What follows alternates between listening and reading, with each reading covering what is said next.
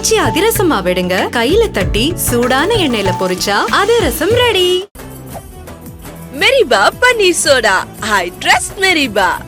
பிரியாணின்னு நினைச்சா அது நம்ம தொப்பி வாப்பா பிரியாணி தான். வேர்ல்ட் கிளாஸ் டேஸ்ட், உலகத்தரம் வாய்ந்த சுவையில் உன்னதமான பங்களிப்பு. நேற்று நவம்பர் 2, 2025 இந்தியன் கிரிக்கெட் ஹிஸ்டரியில் ஒரு மறக்க முடியாத ஒரு நாள் அப்படின்னு சொல்லலாம். ஏன் அப்படின்னா நம்மளுடைய சிங்க பெண்கள், நம்மளுடைய இந்தியன் உமன் கிரிக்கெட் டீம் அவங்க முதல் முறையாக உலக கோப்பை, அதாவது மகளிர் உலக கோப்பையை ஜெயிச்சிருந்தாங்க.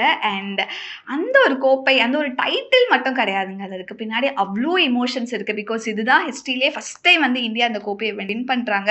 அண்ட் இதில் முக்கியமாக இந்தியாவோட ப்ரைடுமே இருக்குது அப்படின்னும் போது கிரிக்கெட் ஃபேன்ஸ் மட்டும் கிடையாதுங்க, ஒட்டுமொத்த இந்தியாவுக்குமே இது ஒரு மிகப்பெரிய ப்ரைட் அப்படின்னு சொல்லலாம். ஒரு மிகப்பெரிய இமோஷனலான மூமெண்ட்னு சொல்லலாம். மேட்ச் பார்த்துருந்து எல்லாருக்குமே தெரிஞ்சிருக்கும், வெதர் வேற கொஞ்சம் பேடாக இருந்தது. ஐயோ என்ன ஆகும், மேட்ச் நடக்குமா இல்லையா அப்படின்னு சொல்லிட்டு நிறைய எல்லாருமே யோசிச்சுட்டு இருந்தோம். ஸோ அப்படி இருக்கும் போது சவுத் ஆஃப்ரிக்கா தான் ஃபர்ஸ்ட் டாஸ் வின் பண்ணாங்க. டாஸ் வின் பண்ணி first we choose to bowl அப்படிங்கிற மாதிரி சொல்லி ஒரு ப்ரெஷரை இந்தியா மேலே கிரியேட் பண்ணியிருந்தாங்க. பட் நம்ம ஊருங்க, நம்மளுடைய மண்ணில் விளையாட போகிறோம் அப்படின்னும் போது கண்டிப்பாக ஒரு மிகப்பெரிய கான்ஃபிடென்ஸோட தான் இந்தியா ஃபர்ஸ்ட் பேட் பண்ணியிருந்தாங்க. ஸோ நம்மளுடைய இந்தியன் பேட்ஸ்மேன் அப்படின்னு பார்க்கும்போது ஹையஸ்ட் ரன்ஸ் நேற்று ஸ்கோர் பண்ணது ஷஃபாலி வர்மா தான். 87 ரன்கள் ஸ்கோர் பண்ணியிருந்தாங்க. அண்ட் அதுக்கப்புறம் தீப்தி சர்மா மிடில் ஆர்டர் அப்படின்னு பார்க்கும்போது தீப்தி சர்மா 58 ரன்கள் நேற்று ஸ்கோர் பண்ணியிருந்தாங்க. ஸோ அதை தாண்டி பெருசாக யாரும் நிறைய ஸ்கோர் பண்ணல. பட் இருந்தாலும் இந்தியா 50 ஓவர்கள் இறுதியில் 298 ரன்கள் எடுத்திருந்தாங்க. 7 விக்கெட் லூஸ் பண்ணியிருந்தாங்க. ஸோ இப்படி இருக்கும் போது ஒரு மிகப்பெரிய ப்ரெஷர் சவுத் ஆஃப்ரிக்கா மேலே பில்ட் ஆயிருந்துச்சு.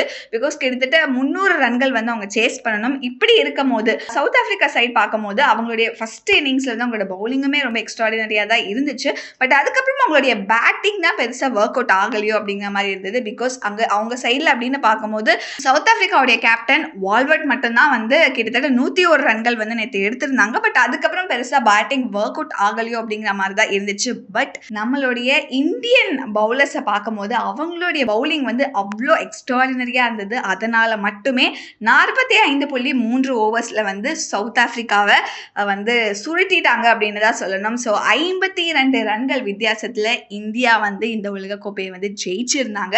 அண்ட் ஆல்ரெடி சொன்ன மாதிரி அந்த கோப்பையை ஜெயிச்சதுக்கப்புறம் அங்கே இருக்கக்கூடிய பிளேயர்ஸ் எல்லாரும், அந்த ஸ்டேடியமாக இருக்கட்டும், எல்லாருக்குமே அவ்வளோ ஒரு மிகப்பெரிய ஹாப்பினஸ் அண்ட் அந்த ஒரு ரொம்ப நெகிழ்ச்சியாக இருந்துச்சு. நம்ம உட்காந்து இங்கே டிவியில் பார்க்கும்போது கூட அப்படியே லைட்டாக கண்ணெல்லாம் கலங்கி ஒரு இமோஷனலான மொமெண்ட்டாக தான் இந்தியாவுக்கு இருந்திருக்கு. ஏன் அப்படின்னா நான் ஆல்ரெடி சொன்ன மாதிரி இதுதான் முதல் டைட்டில், இதுதான் முதல் கோப்பை, இதுதான் முதல்ல உலக கோப்பையை இந்தியா ஜெயிக்கிறாங்க, மகளிர் உலக கோப்பையை. அண்ட் ஆல்சோ இதுக்கு முன்னாடி 13 வேர்ல்ட் கப் மேட்சஸ் நடந்திருக்கு. இதில் ஆஸ்திரேலியா தாங்க அதிக கப்ஸ் வச்சிருக்காங்க, 7 கப்ஸ் வச்சிருக்காங்க. அதை தொடர்ந்து இங்கிலாந்து 4 கோப்பைகள் வச்சிருக்காங்க. அண்ட் இப்போ இந்தியா ஒரு கோப்பை வச்சிருக்காங்க. அண்ட் நியூசிலாந்து ஒரு கோப்பை வச்சிருக்காங்க.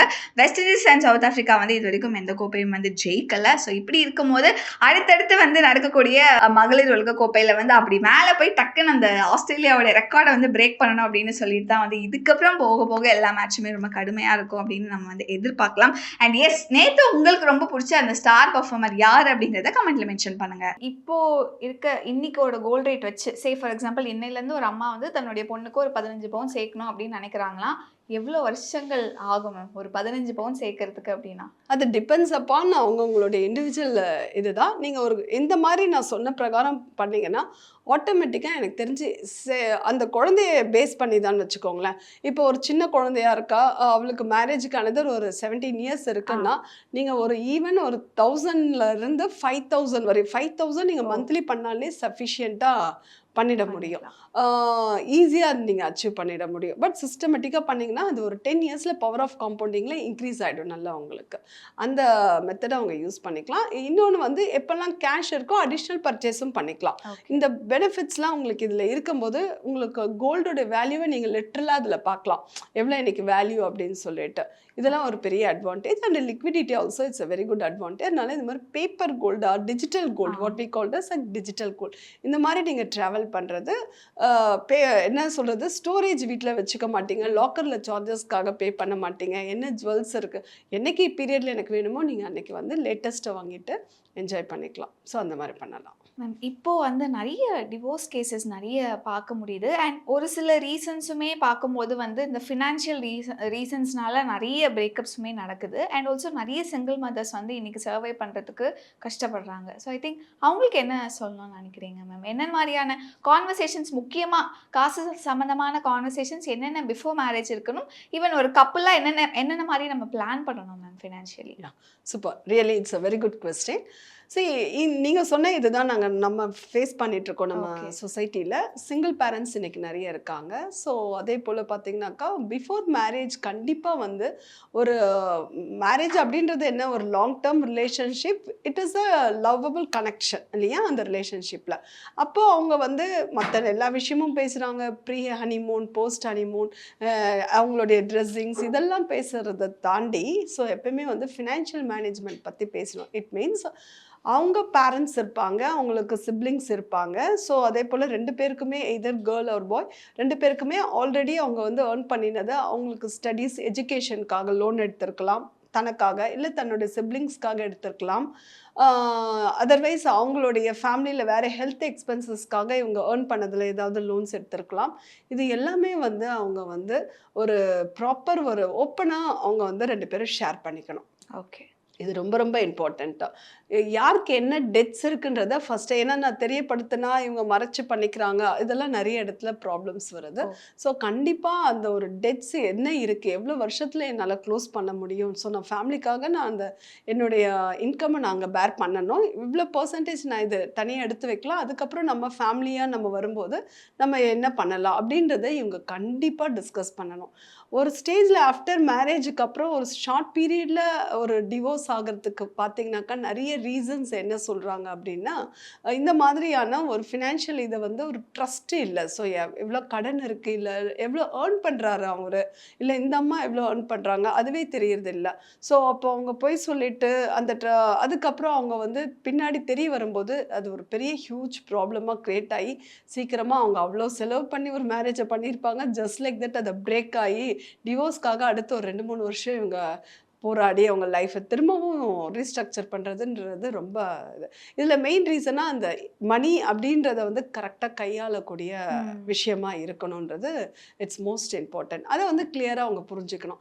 அதே போல் ஒன்ஸ் மேரேஜ் ஆகினதுமே நம்ம வீடு வாங்கிடலாம், கார் பர்ச்சேஸ் பண்ணிடலாம், இந்த தாட்டுக்கு அவங்க இனிஷியலாக போகாமல் ஃபஸ்ட்டு ஒரு கம்ப்ளீட் ஃபினான்ஷியல் பிளானிங், நமக்கு எத்தனை சைல்டு நம்ம பிளான் பண்ணுறோம், அது எந்த ஏஜில் இருக்கணும், அதே போல் அந்த குழந்தைங்களுக்கு என்ன, நம்மளுடைய லைஃப் எப்படி இருந்துச்சு, நம்மளுடைய 2 பேருடைய சைடில் இருக்க பேரண்ட்ஸையும் நம்ம பார்த்துக்கணுமா. சில பேருக்கு அவங்க தான் பார்த்துக்கிற மாதிரி இருக்கலாம் இல்லையா. ஸோ டிபெண்டபிளாக இருக்கும் 2 பேருக்கும் பேரண்ட்ஸ். அந்த பேரண்ட்ஸோடைய டைம், அவங்களுடைய லைஃப் செக்யூரிட்டி, அவங்களுடைய ஹெல்த்துக்காக அவங்க ஸ்பெண்ட் பண்ணக்கூடிய எக்ஸ்பென்சஸ், இது எல்லாத்தையும் 2 பேரும் கண்டிப்பாக டிஸ்கஸ் பண்ணிடணும். அதுக்கப்புறம் டெட்ஸ்ன்னு அவங்களுக்கு சொன்ன மாதிரி டெட்ஸ் எதனா கடன் இருந்தால் கண்டிப்பாக அதை நீங்கள் ப்ராப்பராக எவ்வளோ அலோகேட் பண்ணணும். ஒன்ஸ் ஆஃப்டர் மேரேஜ் அவங்களுக்கு என்ன பண்ணணும்னா 2 பேரும் இன்றைக்கி வந்து நிறைய பேர் வந்து 2 பேருமே இன்கம் ஏர்ன் பண்ணுறாங்க இல்லையா. அப்போ அவங்க 2 பேருமே அவங்களோட இன்கம்மை தாண்டி அவங்க வந்து ஒரு காமன் அக்கௌண்ட்டை க்ரியேட் பண்ணிடணும் அவங்க ஃபேமிலிக்கு. ஸோ அவங்களோட எக்ஸ்பென்சஸ், வீட்டுக்காக எக்ஸ்பென்சஸ் இல்லை பேரண்ட்ஸ்க்காக கொடுக்குறோன்னா அந்த அக்கௌண்ட்டில் போட்டுட்டா இவங்க 2 பேருக்கும் இண்டிவிஜுவல் அக்கௌண்ட் இருக்கும் இல்லையா, சேலரி அக்கௌண்ட்டை. ஸோ அதை தாண்டி ஒரு காமன் ஜாயிண்ட் அக்கௌண்ட்டை வீட்டில் போட்டுட்டா என்ன எக்ஸ்பென்சஸ் நடக்குதோ போதோ இது 2 பேரும் அதில் வந்து பட்ஜெட்டிங் பண்ணிக்கலாம். அப்போ அவங்களுக்கு வீட்டுக்கான எக்ஸ்பென்சஸ், நம்மளுடைய பேரண்ட்ஸ்க்கு என்ன கொடுக்குறோம், இது எல்லாமே 2 பேருக்குமே காமனாக தெரியுமா. அதுக்கப்புறம் அவங்க ஹோம் லோன் போகிறாங்க அப்படின்னா அதுவும் இவங்க 2 பேரோட இன்கமில் எவ்வளோ கான்ட்ரிபியூஷன் பண்ணுறாங்க, இப்படி அவங்க வந்து அதுக்கப்புறம் அதை தாண்டி அவங்களுடைய ஃப்யூச்சர் ரிட்டையர்மெண்ட்டோ இல்லாட்டி ஷார்ட் டேர்ம் கோல்ஸ் இருக்கலாம், மீடியம் டேர்ம் கோல்ஸ் இருக்கலாம், ஒவ்வொன்றுத்துக்குமே அந்த பட்ஜெட்டிங்கில் அவங்க பண்ணிவிட்டு அதுக்கப்புறம் அந்த எக்ஸஸ் அமௌண்ட்டை அவங்களுடைய சேலரி அக்கௌண்ட்டில் கொஞ்சம் எடுத்து வச்சு அவங்க என்ஜாய் பண்ணிக்கலாம். பட் இந்த மாதிரி அவங்க ப்ரிப்பேர் பண்ணிக்கிட்டாங்க, எல்லாமே ஓப்பன் அப்பாக இருந்தாங்கன்னா எங்கேயுமே ப்ராப்ளம் கிடையாது.